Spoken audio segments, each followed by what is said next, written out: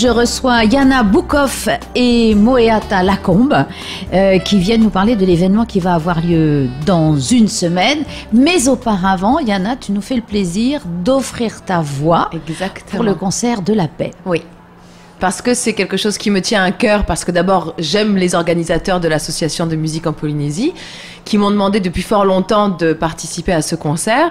J'ai même pas eu besoin, en fait, de voir qui étaient les protagonistes du concert. J'ai dit oui, bien évidemment, parce que, en tant qu'artiste, une fois qu'on est sur place, je pense que voilà, on peut c'est la générosité artistique. Tout nous faire sans aucun problème à partir du moment où c'est encadré artistiquement, il n'y a aucun souci. Et surtout dans un contexte comme celui-là, évidemment.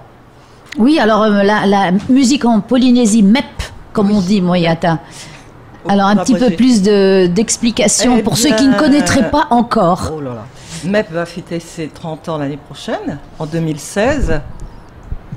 En 2016, c'est une organisation non gouvernementale et qui dépend de la loi de la loi 1901 qui s'occupe de musique et de musique pour tous, c'est-à-dire que elle est ouverte à toutes les expressions musicales dans le monde.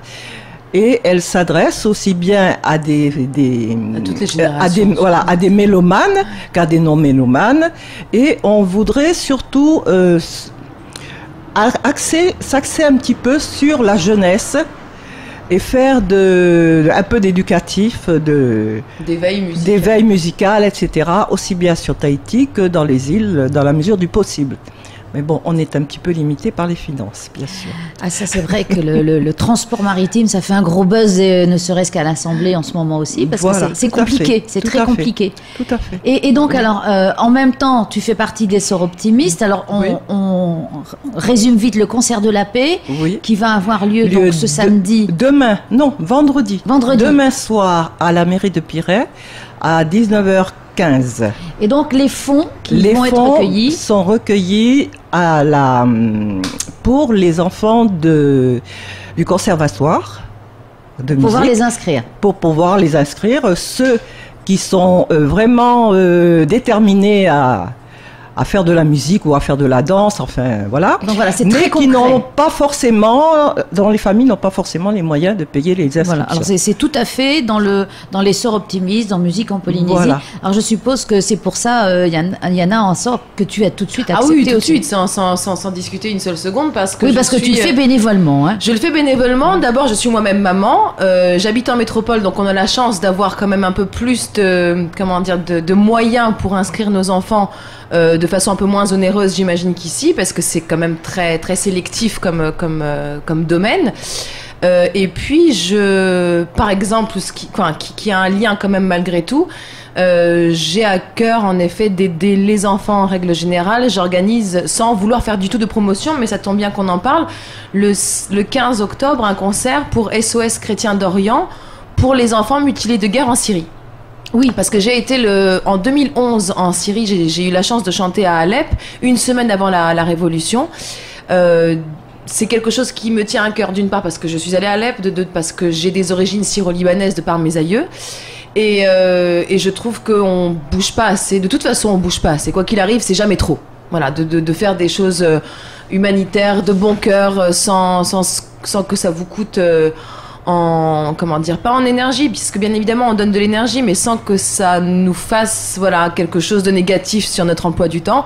Si on peut donner, on donne. Il n'y a pas de question à se poser. Voilà, parce que pareil, toujours les fonds recueillis vont directement concrètement à SOS Chrétien, dans un orphelinat qui est là-bas, dont on est déjà en contact, et on sait que c'est pas forcément concret, religieux ou politique. Ça n'a rien à voir. Justement, c'est ça que bien que ça s'appelle SOS Chrétien, c'est parce que c'est une association. Voilà, mais sur scène, j'ai réussi à avoir plusieurs artistes qui sont déjà venus quasiment pour la plupart ici en musique en Polynésie, mais qui sont protestants, chrétiens, musulmans, juifs. Voilà, j'aime à rassembler justement pour ce genre d'événement, parce que un enfant est un enfant. Exactement. Donc on n'a pas de toute façon à être ni bombardé, ni violé, ni déscolarisé, ni à la rue, et pour autant qu'on vous laisse comme ça mourir de faim. Donc qu'on soit chrétien, juif ou musulman, a priori, si on peut aider, on y va. Mais bah, écoute, c'est joli déjà. Écoute, on Donc, essaie. alors, il a lieu quand ce concert? Il a lieu le 15 octobre à Toulon, à la cathédrale de Toulon. Voilà. Donc ceux qui sont là-bas, par et hasard, on à nous ce écoute, moment-là. puisqu'on est sur bah Internet. voilà. Bien sûr. Mais nous sommes une radio internationale. Web Radio Internationale. Donc alors, concrètement ici, donc pour ce concert de demain soir, tu vas chanter quoi? Alors, j'ai la chance d'être accompagnée par une collègue que je ne connaissais pas encore jusqu'à hier parce que justement on nous met en contact comme ça. C'est ça qui est beau aussi dans mon métier, c'est qu'on rencontre des belles personnes. Et nous allons interpréter l'air de Puccini, O mio babbino caro, qui est très connu. Extrait de l'opéra de Gianni Schicchi, certainement l'air de Carmen, la habanera, que les gens attendent avec impatience. C'est-à-dire que quand je le chante, les gens se disent évidemment, et quand je le chante pas, les gens se disent pourquoi. Donc dans les deux cas, voilà, je le chante. Et puis un petit summertime de Gershwin pour le plaisir de faire un petit peu de jazz. Donc Et voilà. tout ça accompagné par Émilie Benterfa. Oui, qui est une pianiste. Qui est une pianiste reconnue ici localement, qui a fait ses études et ses classes en France à Montpellier, et avec laquelle nous avons énormément d'amis communs musiciens. Donc on sait finalement... C'est une famille, hein, les musiciens. Voilà, en parlant avec les personnes sans même avoir posé les mains sur le piano et chanté, que ça va bien se passer. C'est ce qu'on se disait tout à l'heure par message, en se disant aujourd'hui on n'a pas eu le temps de répéter, on répétera demain matin. Mais le feeling passe humainement, donc a priori il n'y a pas de raison que artistiquement ça ne marche pas. Alors pour le concert du 2 et du 4 octobre, Alors le programme est un peu plus développé du coup parce que c'est un vrai récital qui dure 1 heure et quart. J'ai essayé, c'est la deuxième fois que je viens chanter ici. La première fois j'ai été accompagnée par un ami qui s'appelle Emmanuel Rosfelder qui est guitariste. Donc c'était pour le festival de guitare. Et donc nous avons essentiellement joué de la musique espagnole parce qu'il n'y a pas beaucoup d'autres répertoires à moins de violer un petit peu les airs d'opéra, ce qu'on essaye aussi de faire. Mais donc le répertoire espagnol, ça c'était il y a 1 an et demi. Et là justement, j'ai envie d'offrir aux gens qui m'ont déjà entendu un panel beaucoup plus large et beaucoup plus éclectique. Donc on part de la musique russe de Serge Rachmaninov, de Tchaïkovski, en passant par du Mozart, les Noces de Figaro, le Barbier de Séville de Rossini, Carmen aussi. Attends que je regarde. Gershwin, évidemment. Samson et Dalila de Saint-Saëns. Enfin bref, c'est vraiment très éclectique parce que c'est un... Quand j'ai parlé avec Jean-Louis Larrey, il m'a dit « Fais-toi plaisir ». Alors c'est rare. de toute façon, lui c'est le roi de l'épicurienne. Alors c'est très rare parce que vous savez, quand on vous dit fais-toi plaisir, on y va mais franco. Et en général, on vous dit après qu'on ait envoyé le programme, ah oui, non, c'est très bien, mais est-ce que vous pourriez... Alors là, j'ai eu la chance d'avoir carte blanche pour le programme. Les 2 programmes des 2 récitals sont différents. Et donc dans les 2 récitals, on a réussi à partir du baroque en gros jusqu'au jazz sans aucune gêne et sans transition, et on se régale. Il y a le 2 octobre, ça se passe au conservatoire à 20h. Et le dimanche 4, c'est à l'hôtel du Méridien. Voilà, exactement. Et le Méridien, j'ai déjà chanté. Au conservatoire aussi, j'ai déjà chanté.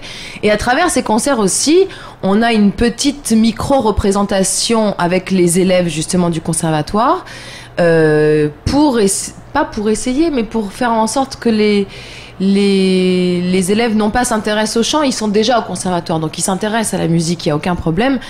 Mais moi, quand j'étais plus jeune, j'aimais aussi rencontrer la personne, que ça soit palpable, qu'on n'ait pas simplement l'impression de cette diva sublime qu'on voit sur scène et qui disparaît après. Je dis aux auditeurs qu'elle est sublime, elle est belle en plus, donc ça marche. Mais le côté très simple, tu parles ah oui, non, il faut redescendre sur terre à un moment donné parce que c'est lourd à porter, sinon vous comprenez. Oui. Non, le côté interactif que j'aime, c'est partager en dehors de la musique les questions des enfants, parce que les enfants ont les questions les plus farfelues du monde. Très, très impressionnant. Ah oui, non, on se dit mais d'où ça sort? Alors certes, on en a parlé avec Émilie la dernière fois. En effet, on m'a dit mais est-ce que tu vis de ta voix, de ton chant? Pour un enfant, c'est rare de demander ça. Oui.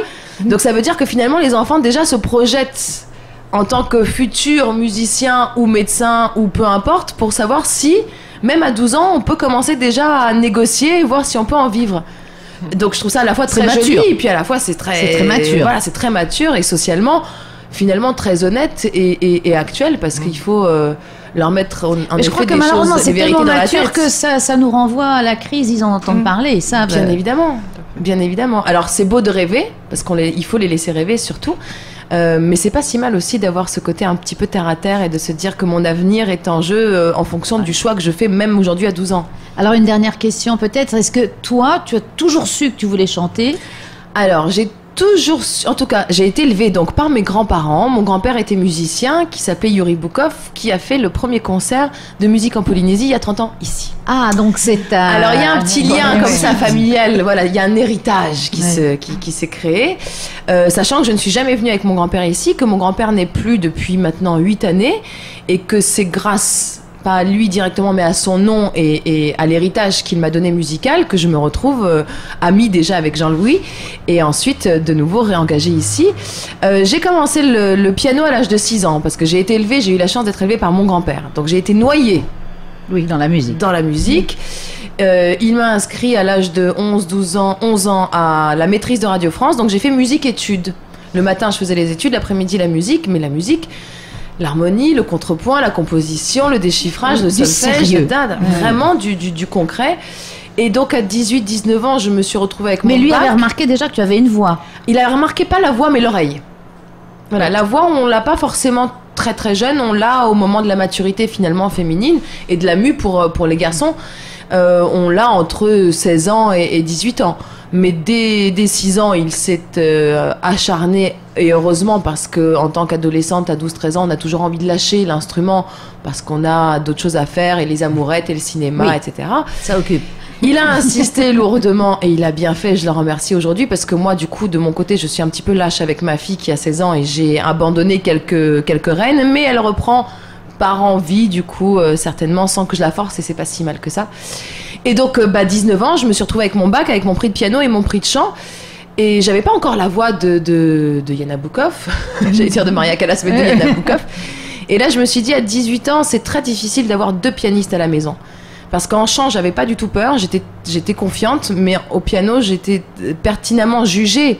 Pas jugée, mais en tout cas contrôlée. Il fallait que tu sois dans l'excellence, vu le grand bac. Exactement. Et alors du coup, toute seule, et puis avec l'aide finalement, le conseil de ma grand-mère, sa compagne, qui est aussi une artiste, qui est écrivain, romancière, enfin bref, une famille d'artistes. Voilà, d'artistes. Je me suis dit que si j'abandonnais le piano, j'allais me faire couper la tête par mon grand-père. Il m'a dit, ok, tu choisis le chant, mais tu fais attention parce que tu vas arriver à ne jamais autant travailler qu'à partir de maintenant, parce que moi j'étais partie vraiment tranquille. Et là, il m'a très gentiment offert, pour me récompenser de mes prix, 1 an à Berlin. J'ai voulu me suicider, hein, bien évidemment, dans l'heure. Parce qu'à 18 ans, on offre 6 mois à Miami, bon, une voiture, un scooter, un truc normal, quoi. Non, 1 an à Berlin. Et finalement, ça a été encore plus bénéfique parce que d'abord, j'ai appris l'allemand, en plus du reste, que j'avais étudié, bien sûr, avec mon grand-père. Et ensuite, je suis partie moi-même en Autriche pour finir mes études. Entre-temps, j'ai eu ma fille. Donc, ce qui a permis finalement d'avoir un réel plan de carrière. C'est-à-dire qu'à 22 ans, on a déjà un enfant qui est relativement tôt finalement de notre génération. Mais c'est pas si mal que ça parce qu'on a le temps maintenant de prévoir, d'avoir le temps de voyager, de s'absenter parce que la famille est derrière pour garder l'enfant. Je suis donc restée 3 ou 4 ans auprès de ma fille concrètement. Puis dès qu'elle a commencé à grandir et à comprendre et à concevoir mon métier et à avoir la notion du temps. Oui, parce que c'est très difficile pour une jeune enfant. Donc à partir du moment où elle a eu la notion du temps, j'ai pu m'absenter. Et bon, bah là, aujourd'hui, elle s'en fout complètement. Elle est très contente parce qu'elle a 16 ans. Elle serait bienvenue à Tahiti aussi, peut-être avec Elle toi serait bienvenue à Tahiti. La première fois, elle a failli venir, mais ça s'est pas fait. Mais là, le problème, c'est qu'elle est en plein milieu de sa scolarité. Elle est en seconde. Oui. 3 semaines en seconde, c'est un petit peu important. Bien. Donc elle choisira un métier où elle voyagera elle-même. Oui, elle amènera sa vieille mère. Ça donne vraiment envie d'aller t'écouter. Donc c'est déjà gentil. Demain soir pour le concert de la paix. Exact. Et le 2 et le 4 octobre, hein, donc au Conservatoire et aussi au Méridien. Voilà. Alors est-ce que je peux simplement préciser rapidement parce qu'on va avoir simplement préciser les tarifs. Alors le prix de la place est de 4 500. 3 000 pour les adhérents et 1 000 pour les... Voilà. Le 2 et le 4 octobre. Voilà. Pour le concert de la paix. Pour le concert de la paix, c'est 2 000 francs. C'est un tarif unique. Voilà. Donc, vendredi et dimanche, 4 500 francs. Voilà, exactement. Et salez-vous. Voilà. Et je tiens à remercier... Parce que vous le valez bien. Et je tiens à remercier en tant que Sorop, Yana, pour sa prestation de demain. Ça me fait très plaisir. On n'y est pas encore, peut-être que je vais chanter comme une patate, mais en tout cas, ça me fait très plaisir. Ça fait rien, je me mettrai derrière, je te soufflerai. Merci, c'est gentil. À tes risques et périls. Merci Yana, merci beaucoup. C'était un plaisir.